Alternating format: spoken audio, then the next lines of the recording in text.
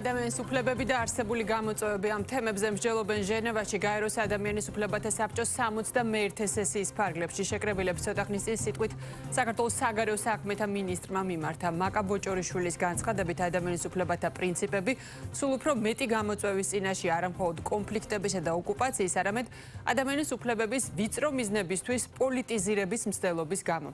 მან აქცენტი ხელისუფლების პოლიტიკასა და სტრატეგიაზე გააკეთა. განსაკუთრებული ყურადღება გაამახვილა ოკუპირებულ ტერიტორიებზე არსებულ მძიმე ვითარებაზე და საერთაშორისო მხარდაჭერის მნიშვნელობას გაუსვა ხაზი. თამუნე ციკლაური გვერდება ჟენევიდან.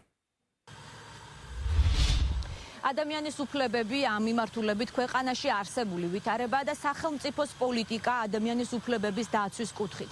ეს არის ის მთავარი საკითხები, რაზეც მოვისმინეთ მაკა ბოჭორიშვილის სიტყვით გამოსვლა ადამიანის უფლებათა საბჭოს 61 სესიის ფარგლებში. მინისტრის თქმით, ბოლო 10 წლეულის განმავლობაში საქართველოს ხელისუფლებამ გააძლიერა ქვეყანაში დემოკრატიული ინსტიტუტები, კანონის უზენაესობა და ფუნდამენტური თავისუფლებები და რაც თავის მხრივ აისახება კონკრეტულ საერთაშორისო რეიტინგებში. მათ შორის, როდესაც კონკრეტულ მაგალითებზია საუბარი, მინისტრმა დაასახელა და თქვა, რომ ბოლო წლების განმავლობაში ადამიანის უფლებათა ევროპულ სასამართლოში საქართველოდან სარჩელების რაოდენობა 85%-ით არის შემცირებული. მინისტრმა ასევე ისაუბრა კონკრეტულ მიმართულებებთან დაკავშირებითაც, მათ შორის მაგალითად ქალთა უფლებების დაცვაზე და ამ მიმართულებით სახელმწიფოს პოლიტიკაზე, ასევე შეზღუდული შესაძლებლობის მქონე პირთა უფლებების მიმართულებით გადადგმულ ნაბიჯებზე თუ არსებულ პოლიტიკაზე და ასევე მოვისმინეთ გზავნილები, მათ შორის ეკონომიკურ საკითხებთან დაკავშირებითაც, ვინაიდან მაკა ბოჭორიშვილი როგორც ამბობს,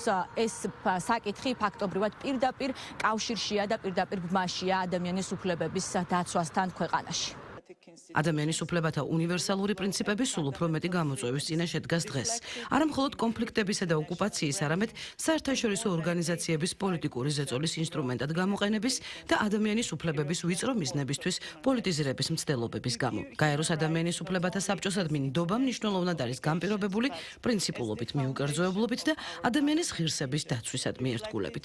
უსაფრთხოების რთული გამოწვევების მიუხედავად, ბოლო 10 წლეულის განმავლობაში საქართველომ გააძლიერა დემოკრატიული ინსტიტუტები, კანონის უზენაესობა და ფუნდამენტური თავისუფლებები, რაც აისახება შესაბამის საერთაშორისო რეიტინგებში და ადამიანის უფლებათა ევროპულ სასამართლოში შეტანილი სარჩელების რაოდენობის 85%-ით შემცირებაში. ადამიანის უფლებებს ჩვენ არა მხოლოდ საერთაშორისო ვალდებულებებად, არამედ ჩვენი მთავრობის სტრატეგიული ხედვის საფუძვლად მივიჩნევთ, რაც ასახულია საქართველოს ადამიანის უფლებათა დაცვის სტრატეგიაში, რომელიც წარმოადგენს ერთიან ჩარჩოს სამოქალაქო, პოლიტიკური, ეკონომიკური, სოციალური და კულტურული უფლებების დასაცავად. აღსანიშნავია, რომ ადამიანის ღირსება ეკონომიკური შესაძლებლობებისა და სოციალური სამართლიანობის უზრუნველყოფით იწყება. ბოლო 10 წლეულის განმავლობაში საქართველოში სიღარიბის დონე 30%-დან 10%-მდე შემცირდა, რაც მდგრადი ეკონომიკური ზრდისა და მოწყვლადი ჯგუფებისთვის მიზნობრივი სოციალური პროგრამების განხორციელების შედეგია. საქართველოს მთავრობამ გააძლიერა ქალთა მიმართ ძალადობის წინააღმდეგ ბრძოლის მექანიზმები, ქალთა ეკონომიკური გაძლიერება, რასაც ხელს უწყობს 5000-ზე მეტი ქალი მეწარმის ბიზნესის მხარდაჭერა 2021 წლიდან.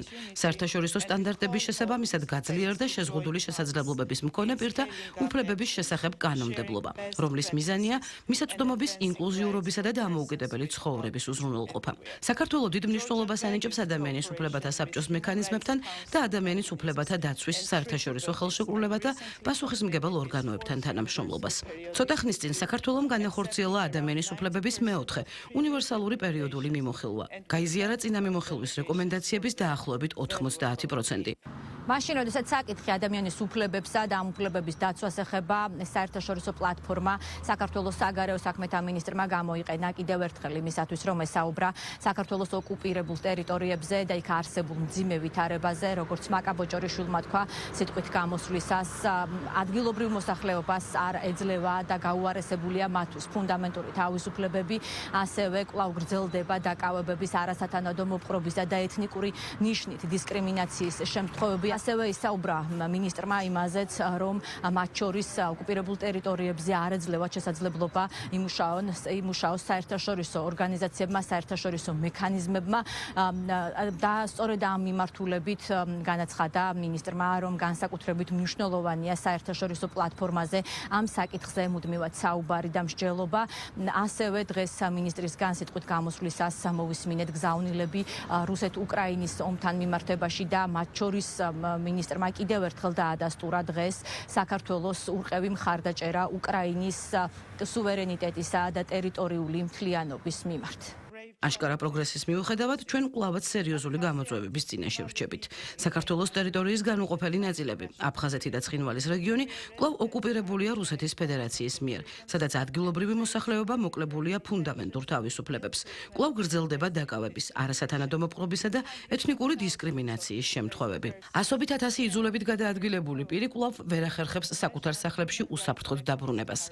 ადამიანის უფლებათა საერთაშორისო მექანიზმებს კვლავ არ ეძლევათ წვდომა ოკუპირებულ ტერიტორიებზე და არ არსებობს ანგარიშვალდებულება იქ, სადაც ამის ყველაზე დიდი საჭიროებაა. საქართველო განაგრძობს საერთაშორისო არენაზე აღნიშნულ საკითხზე მუშაობას. მათ შორის გაეროს ადამიანის უფლებათა საბჭოში ყოველწლიური რეზოლუციის თანამშრომლობა საქართველოსთან მეშვეობით და ჩვენ თქვენი პრინციპული მხარდაჭერის იმედი გვაქვს. პატივცემულო კოლეგებო, ხვალ რუსეთის მიერ უკრაინაში შეჭრიდან 4 წელი შესრულდება, რამაც უდიდესი ტანჯვა, იძულებითი გადაადგილება და ნგრევა გამოიწვია. საქართველო კვლავ ადასტურებს უკრაინის სუვერენიტეტისა და ტერიტორიული მთლიანობის ურყევ მხარდაჭერას და ხაზს უსვამს გაეროს წესდებაზე დაფუძნებული საერთაშორისო წესრიგის დაცვისა და საერთაშორისო სამართლის დარღვევისთვის პასუხისმგებლობის საჭიროებას. ადამიანის უფლებათა საბჭოს 61 სესიის ფარგლებში სიტყვით მიმართვის გარდა დღეს ასევე მინისტრს დაგეგმილი აქვს შეხვედრები და მათ შორის დღეს მინისტრი შეხვდება ადამიანის უფლებათა უმაღლეს კომისარს და ასევე ექნება შეხვედრა ევროპის საბჭოს გენერალურ მდივანთან ალან ბერსესთან. მადლობა ჟენევიდან თამუნე ციკლაური საუბრობდა.